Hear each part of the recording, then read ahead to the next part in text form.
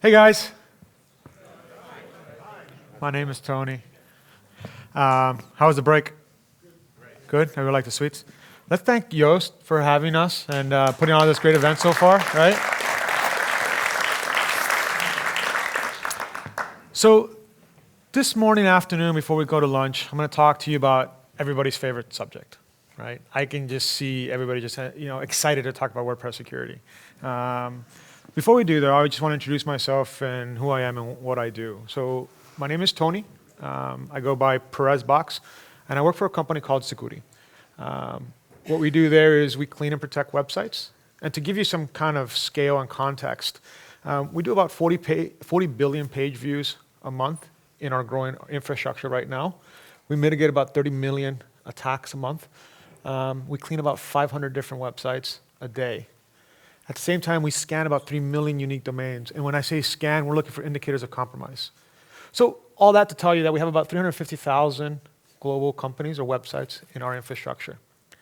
I use this as context to help you understand where we get our insights from and what we like to talk about. But what it all comes down to is we do website security.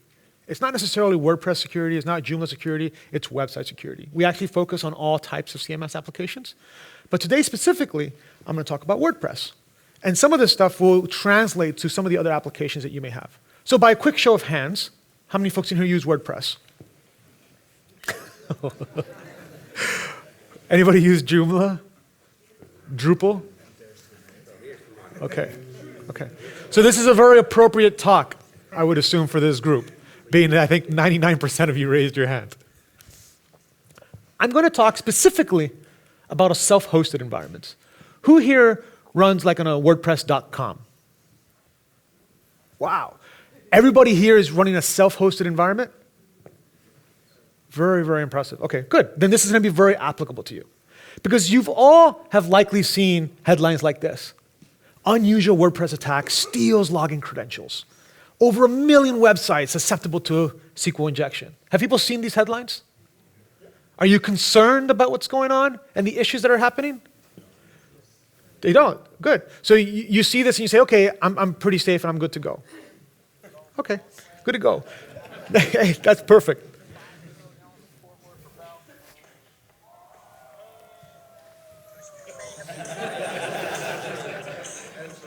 No, that's not. It's not.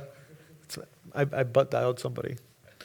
So we have all these different tags that are coming out, titles. This news medias are going out and saying all these big issues are happening with WordPress, right? And that's causing a lot of confusion. It's causing a lot of angst. It's causing a lot of people to start drinking, honestly. I speak to a lot of developers and designers, and they're very concerned. They're like, what do we do? I've talked to developers like, well, I need to start looking at other platforms. And the question always comes up of, is WordPress insecure? Before I answer that question, I want to kind of just jump to one number, 23.9%. What this number represents is, based on W3 Techs, is they're saying that WordPress dominates about 23.9% of the market. That's a really, really impressive number, okay? With that comes a lot of popularity and exposure. With that popularity and exposure, though, comes a lot of attention. And when you have that, that tells you that there's a huge economic return to target WordPress. If I can just invest a little bit of energy to penetrate the application and its plugins and themes, I have the potential to affect hundreds of thousands of sites. Things like MailPoet, things like RevSlider, things like Gravity Forms. These very, very popular plugins that are used across thousands, if not millions of installs of WordPress become one point of entry, one attack vector that any attacker can abuse. And for an attacker, for a person that's interested in doing something nefarious, that's very valuable. It's that idea of attack one, own them all, right? It's the road of least resistance. The platform, though, I find it to have a little bit of a tug of war, okay? We have this convenience versus security discussion going on continuously. The platform, the ethos of the platform has always been, how do I make it so that every end user can use this platform? And that's great. That's got us to the mass exposure that we have.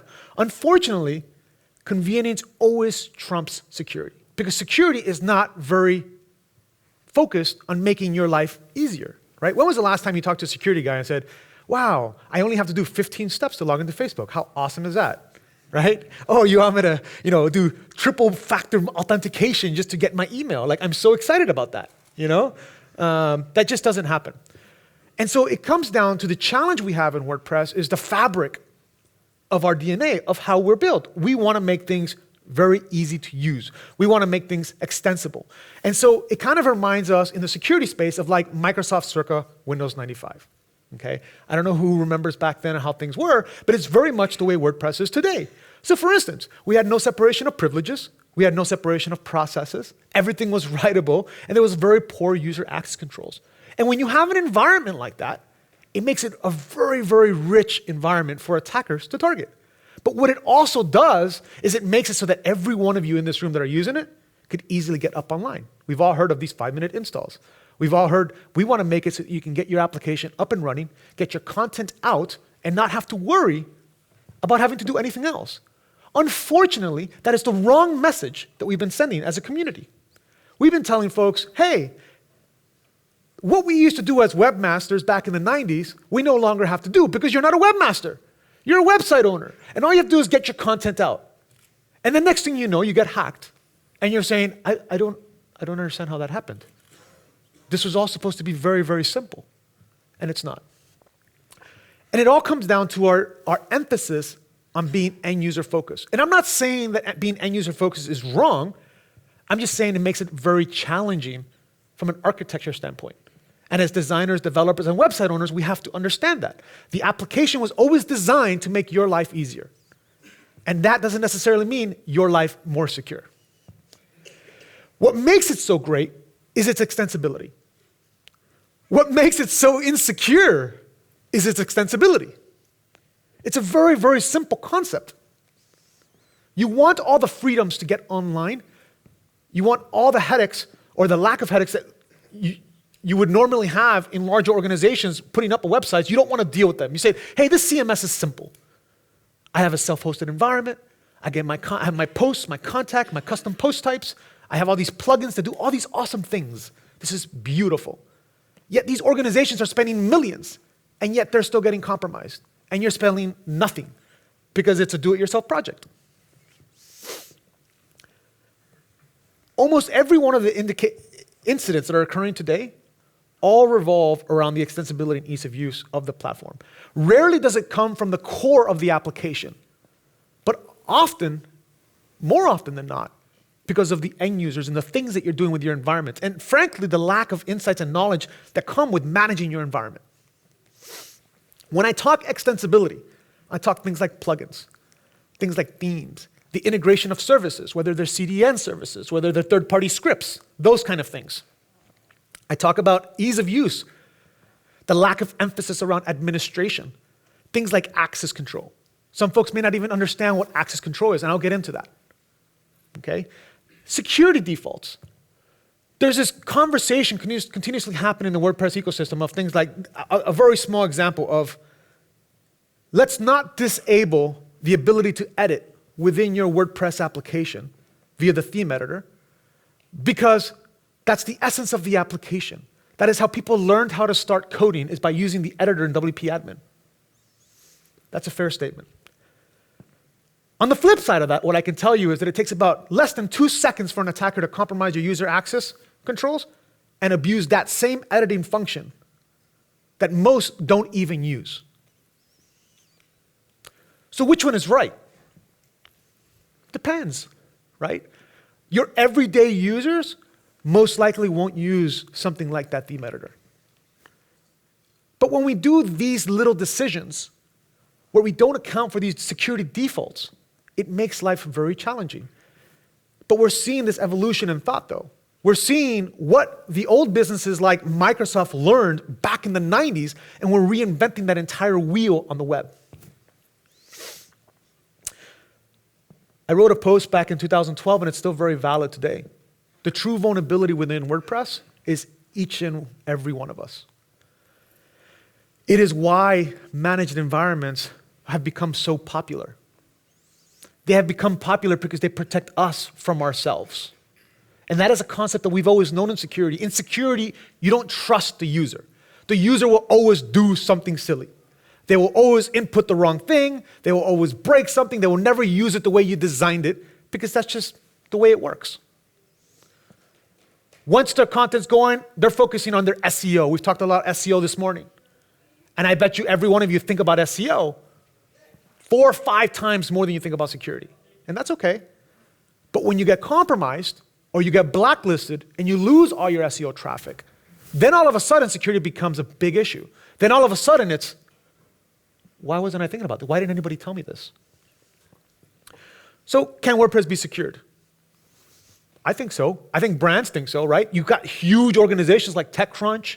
You got LinkedIn using it. Usain Bolt, right? They're all using the platform to do amazing things. Whether they're using it for blogs, whether they're using it as a content management system, whether they're using it as an e-commerce platform, right? It is a possibility. But by default, the application does not set us up for success when it comes to security. And so to tackle that, one of the things that I always like to do is about education and awareness. What do you need to be doing as designers, developers, end users? And how should you be thinking about security? And it's not about looking up, hey, what are the top 10 things that I should be doing, right? Those are so antiquated and they're just regurgitated from other people saying it. I've done tests over the years where I'll introduce a new thing and then before you know it, it's getting regurgitated through the cycle. And it's like, well, that's so funny because I just came up with that. There was no reason for sharing that. We have all these experts that really are not experts that are capitalizing on that traffic and on these issues that people are having. Auto updates. Auto updates is a very good step in the right direction. Auto updates can be effective, but auto updates are designed around one fundamental idea that everything's writable by default. Right? Like, that also means that everything has to be writable. So if I'm an attacker and I can get into your environment, I can automatically write anywhere in your environment that I want. I can inject any backdoors. I can distribute any malware. So yes, auto updates simply addresses the deficiencies in our design. It doesn't address the problem. And it also only addresses the known issues. What about the unknowns? That means that in order for auto updates to work, it has to know that there's a problem. But I can tell you that almost every managed host out there disables auto updates for at least anywhere between 48 to 72 hours because they have to ensure that they're covering their ass. They need to make sure that when they update your environment and your site goes down because of an auto update, they don't get sued. They're not held liable. And so they have to check all the things. So in that period is a huge window. Okay? A perfect example of this is Drupal. Late last year, they had a compromise in which if they had not patched within 8 hours, it was assumed that every Drupal installation was hacked. That's how fast it can work when it's a very serious compromise. You have environments like .com where you're tied down in terms of the plugins you can use, tied down in terms of the themes you can use, the configurations you can make, the WP engines of the world, the Pagely's of the world, where they do a lot of the management stuff for you. It's my opinion that as the platform continues to grow and try to get to 50, 51% ownership, which is what Matt's dream is right now, and a lot of people in the community are aiming for, which is very achievable, security will continue to be an issue. Security is why WordPress is not taken that seriously in the enterprise. It's why larger organizations shun it away. As we continue to go up market, security will continue to be an issue if we don't start rethinking the way we approach things. So is security achievable? Let's start with the basics. It's all about the foundations. What most folks don't realize, and what we tell a lot of our clients, is that if you would just do these things, your overall risk would be reduced to the point where organizations like mine just wouldn't exist. So we look at today's attacks. We look at 3 main vectors, right? Things like access control. How do you authenticate? How do you authorize yourself? So how do you log in? And then what is that user authorized to do? What roles and permissions are you applying to your environment? Software vulnerabilities. Software vulnerabilities are a hard thing because most of you are probably not software devs. And most software devs do a really crappy job of identifying security issues. Are auto updates effective? Yeah, they are for the known issues, but what about the unknowns? Integration of third-party services. This is a tricky one, right? Because just by design, we've become accustomed to leveraging third parties. And this is an instance in which the attackers leverage the things that we trust and abuse them. And they abuse our trust factor. So when we talk about effective security, what we have to remember is that it's about risk reduction. Risk will never be eliminated when it comes to security. This has been a known fact since the beginning of security. So this idea of what do I need to do to ensure that I never have an issue is the wrong question. We need to stop thinking like that. And we have to start thinking, how do we reduce our overall posture, or overall risk posture? Again, it's about risk reduction, not risk elimination. Before I get into the pieces that we can do, I want to remind everybody that in security, there's always been three main tenets: people, process, and technology. Yet, when you talk to website owners, you always hear about the technology. What tools will do everything that I needed to do? Is that how SEO works? No, the tools are implemented to help you. They're designed to help give you the data for you to intelligently make decisions off that data. The same thing with security. Most of you as website owners understand your site better than any tool will know. So people, process, and technology. And we need to focus on the people side. In other words, as a website owner, you have a responsibility. You're going to have to do something for security to work for you. There is no substitute for these tenets. Yet, we always skip to the technology. It is there to help us, but it's not a finite solution. And so we start with authentication and authorization. And there's four things that a lot of us should be doing, right? Things like two-factor authentication. Yeah, it could be a little bit annoying, right? You have really creative applications out there like Clef and LaunchKey that allow you to do multiple factor authentication with your phones, make it nice and easy for you to log in. You have applications like Google Authenticator and Rublon. There really is no excuse in this day why you can't do two-factor. Almost every one of you have phones in your pockets or in your hands. It's pretty straightforward, right? Two-factor simply says, when I log in with my username and password, authenticate me through some other means. Ask me, is this the real person? Our preferred method is a concept of IP whitelisting, or whitelisting your access. Should somebody be logging in if you live here in the Netherlands? Should somebody be logging in if you have nobody working for you in China? Why do you have that enabled? Why do you have the whole world able to log into your environment if it's not a necessity? Now, if you're a media site and that's a necessity, great, understand that. But start thinking about things like proxy environments where you can control the access point. Intrusion prevention and detection systems. To be frank, this is probably one of the more effective solutions when it comes to software vulnerabilities. It's just that's the harsh truth of it. There's a lot of server level configurations you can do, but in shared environments, that's going to be challenging. Even in managed WordPress environments, that's going to be challenging. And that's also why you see a lot of managed hosts now looking to develop their own IDS IPSs. They're building out their own CDNs. They're building out their own WAFs. Why? Because they understand that they have to put an edge between you and your users. Because your users can be malicious and they can be good.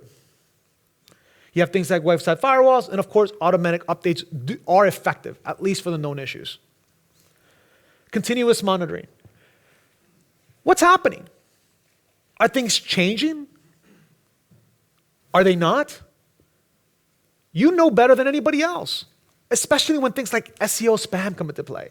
SEO spam isn't in itself malicious. It does nefarious things, but a system, a tool may not understand, should Viagra exist in that environment?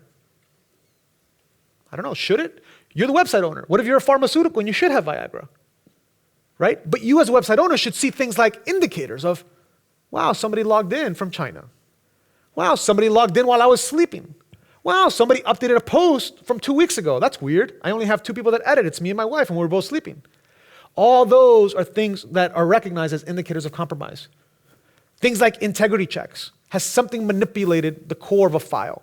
Did I install Yoast? And I haven't touched it. There's been no updates yet. Somebody went and changed the core file. That's curious. Why did that happen? Right? Again, that should be an indicator to you as a website owner that something's occurring. Basic administration and maintenance of your site. Administration. Things like updates. I always have a hard time with updates because for whatever reason, it's very challenging for website owners. They love to see them run. I don't know if it's like a competition, right? I logged into a site once and they had 150 updates waiting. And they said, if I update, do you think anything will break? And I said, well, you're on 2.8. It's 2015. All your themes are out of date and your plugins are out of date. I will not update that for you, right? It's just too far gone at that point. And you have to have a good process for that, But it should not be that difficult. Why are we letting that roll on? This isn't the days of 3.0 anymore, right? These aren't the days where these point releases would break your site. It just doesn't happen that often anymore. The percentage is just too low. We should be doing it a lot better. Things like accountability. I keep mentioning this. Who's logging in? Who's not? Do you have unique credentials for every individual? Are you doing things like least privileged? Or is everybody an administrator in your account? Is that really necessary? Most administrators out there don't even administer their sites. They don't even understand what that means. So let's use the roles and permissions the way they were designed to. Ensure that people can only log in if they have to and be an author or an editor or even just a contributor. On the self-hosted side, we like to say that, and just in WordPress in general, we like to think, it's a do-it-yourself project. Everything we do is do-it-yourself. It's just kind of ingrained in us, especially as developers and designers. But unfortunately, security just isn't that. And a lot of developers find that out the hard way. A lot of designers find out the hard way, where they're like, we'll just do it. And then they get reinfected, and they get reinfected. Security is just one of those things that just requires a lot of energy. And so it always begins with good posture. And the responsibility, and the thing I want you to take, it goes away with you, the website owner, more than anything else. Even if you apply no other tools, and you look at just the recommendations that I made, that in itself will help improve your overall security. And by improving your overall security, you become less of a target. That's it.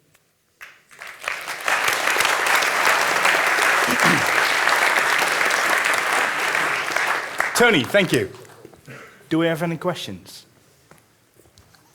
Or are you all scared to death now? What's up? I'm currently in the progress of getting a home shopping certificate for a web shop. And I'm finding malfunctions in plugins like Ninja Forms and Genesis Simple Share. I already had contact with Sucuri. And I wonder, what can I do against mistakes or bugs in such big plugins? So I'll repeat your question so people on the live stream can get what we're answering to. He's running into issues in plugins and basically is asking us like, what can you do and how can you report it? Is that? Yeah. Well, are you having issues with the plugin itself performing under your configuration? Like, so I think I heard you say that you have an SSL configuration going for your shop. Is that right? And then it's your SSL configuration is causing conflicts with your form. No, it's probably a web shop certification. We have a couple of web shop certification programs in Holland where you actually have to have a secure shop before you get the certification. Gotcha. I got a security scan and it showed XSS vulnerability in Genesis Simple Share.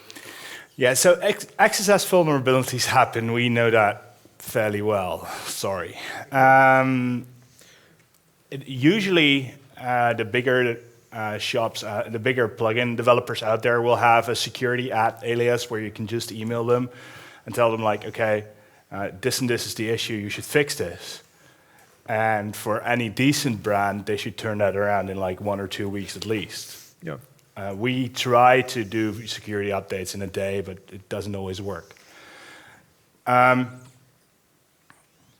the same time, it might be fairly hard for them to fix it.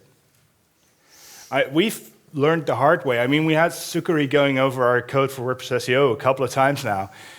It's not real fun when they review your code. No. I can tell you, the fact that we're still friends is somewhat of a miracle. Now, I mean, it's hard for developers when it's not first on your mind when you're coding. You're going to make mistakes, and you'll learn as you go along. But we were talking about this with Chris yesterday. A lot of people in the WordPress community are very young, are very inexperienced developers who've only been doing this for 5 or 10 years, which to us sounds like a very long time, but it's actually a very young industry. Which means that we make mistakes that the people who work at Microsoft won't make anymore. So I think in part it's going to be that you are going to have to pick plugins that have a good security track record. Yeah.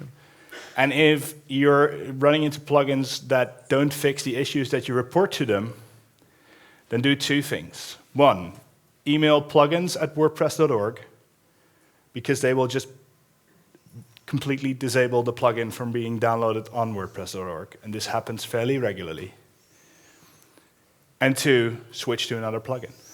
Yeah, and that's really easy for free plugins, right, that are in the repo. For premium plugins, it's a little bit harder, right? So we need to start asking a better question when we're plugin developers. What is your protocol for security? It shouldn't be, have you never had a security issue? Or it should never be, can you guarantee that your security, your code is secure, right? That's a silly question, because security just comes with time. What you write good today will be abused later, right? The real question is, how do you handle a security incident? Because that's going to tell you, is a developer thinking about that? Are they being realistic with themselves? And do they have a method for you to engage with them? So in this instance, you're having an issue with Ninja Forms. How would you engage them? There's no easy answer for that. You have to engage them and say, hey, look, I have a scanner that has identified a cross-site scripting vulnerability, right? But you have to also understand that all these other certifications and tool sets out there may have different scanners, but severities differ between vulnerabilities. Cross-site scriptings are not one and the same. They're not equal across the board. They could be a very low severity that just isn't as important. It's not, the impact isn't as great. Or it could be a high severity, a persistent cross-site scripting, where that's a very high severity issue where it has to be patched, right? And so where it falls in that spectrum, it'll be on them to decide, and that's how they decide what they'll want to push out. So you're going to have to engage them and let them know. And you may have to go with another product. Perez, do you sell it already, the SSL plugin? Is it available? Because that's the question. No, there's no SSL plugin or whatsoever that what's for us. It means that we get regular reviews from these guys. But how do we go to HTTPS? Because there's still not a real working. Well, HTTPS on Yoast.com works very well. And So are you asking we have a very good post on that on how to do that. So. With a plugin. Well, so here's the thing, right? So you're asking a very different question. You're asking about SSL, and they have a great post on how to configure SSL, if I'm not mistaken, on WordPress, right? Yeah. There's just all this talk about secure your site with SSL, right? That's wrong. We all like to say, yes, secure your site with SSL, but that means that all SSL is doing is encrypting information from point A to point B, okay? Google came out, and they said, if you use SSL, we're going to help you improve your ranking on your SEO, and everybody wants SSL. And that's fine. I can completely appreciate that, right? But that in itself won't secure your site. It'll only secure your communication. So if you want to get SSL on your site, which is perfectly fine, you can go to Yoast blog, read on how to configure SSL on your site. You'll get a certificate. You'll configure your web server so that all your traffic goes over HTTPS. And in that instance, you'll be communicating everything between the browser and the server over HTTPS. Does that answer your question? From a business perspective, if you want to grow, you talk about the marketing tooling of being open and enabling a lot of people who do not have a lot of knowledge about security, or they don't want to have a lot of knowledge about security because of its very nature. When does security trump the openness and the marketing field of a business initiative? So the question was, at what point does security trump what we do in WordPress in terms of Openness. openness, right? And growth. I don't know. I'm really not sure. I think this is a conversation that has to be had, and there has to be a good balance. It can't just all be to the left-hand side on convenience, right? it also can't all be about security. I'm not naive to think that we have to lock everything down, make it completely impossible, and nobody can access it again, right? It's just impractical. But we need to be thinking, how do we set better defaults? Defaults that we think are issues, but that the everyday website owner may not even know exist. Because we're so ingrained in it, we've been in for so long, doing it so long. You know what I mean? I think that's the bigger question. You know, Mark Jakewith had a post on make.wordpress.org where he was talking about this new initiative around improving default passwords. Yeah. I think that's a great first step. Instead of allowing the user to generate their own password, because they know they won't, generate it for them by default. That's an example of a good default configuration, where it doesn't really affect usability, right? And it shouldn't really affect growth. And so the question becomes, what else can we do like that? The bigger problem is not core, to be honest. It is, exactly. The biggest problem is the themes and the plugins that everyone's running. So you can rely on us to have a good security framework in place and to do updates as soon as we can when we know about security issues. But can you rely on every plugin developer whose plugins you are using to do the same thing? And has that plugin ever been checked for security? Well, the answer is yes, but you can if you invest a lot of time. So there's a problem there, and it's up to the community to come up with ideas on how to fix that. So recently we did, together with Daniel, Tony's colleague, we arranged a security update to like 15, 20 major plugins all at the same time because we all had the same issue. And hosts, about 15 different hosts. And a lot of hosts, and a lot of people had the exact same issue. We got a notification. I think we were ready to release in about 15 minutes up front and said, well, let me do a check for other plugins. And I was like, oh shit, this is everywhere. Yeah. And then you go and you look at, okay, why is this everywhere? Well, it's everywhere because the examples in the codex, the code examples in the codex were wrong. So we're still running into stuff like that where we have to fix multiple plugins all at the same time.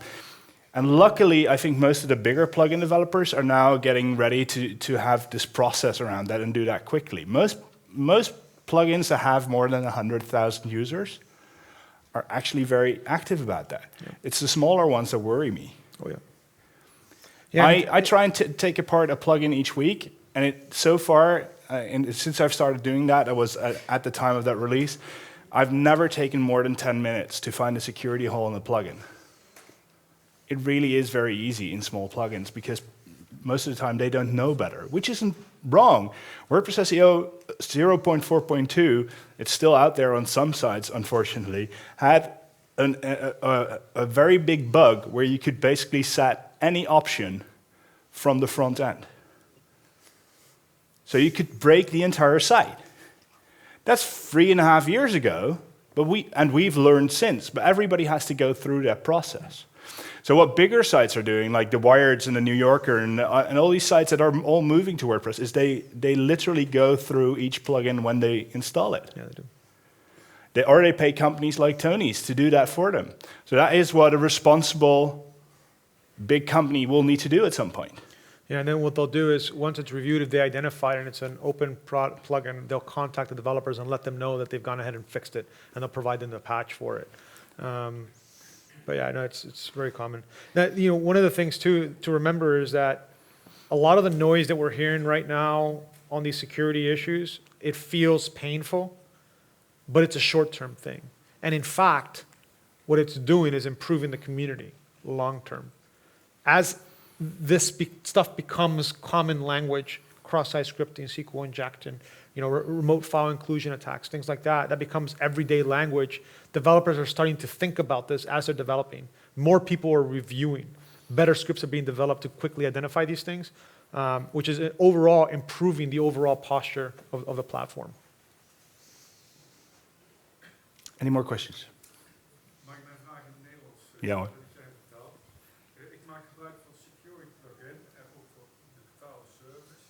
Maar ik durf eigenlijk geen gebruik te maken van de firewall, omdat ik bang ben dat hij mijn positie So I'll translate. Verkeer lijkt ongelijk wordt via de Verenigde Staten naar je eigen server. En het andere is dat je, wat doet het qua snelheid? So he's using Sucuri, and he actually uses your monitoring service, and Firewall. he's worried about using your website firewall because it reroutes his traffic, and how might that impact Google search? There's no impact to Google search. No, I agree with that. There should be no impact to Google search. Second question, how does it impact your site speed? To be honest, in what I've tested with it, most sites are speeded up by it. Yeah, it's a performance improvement.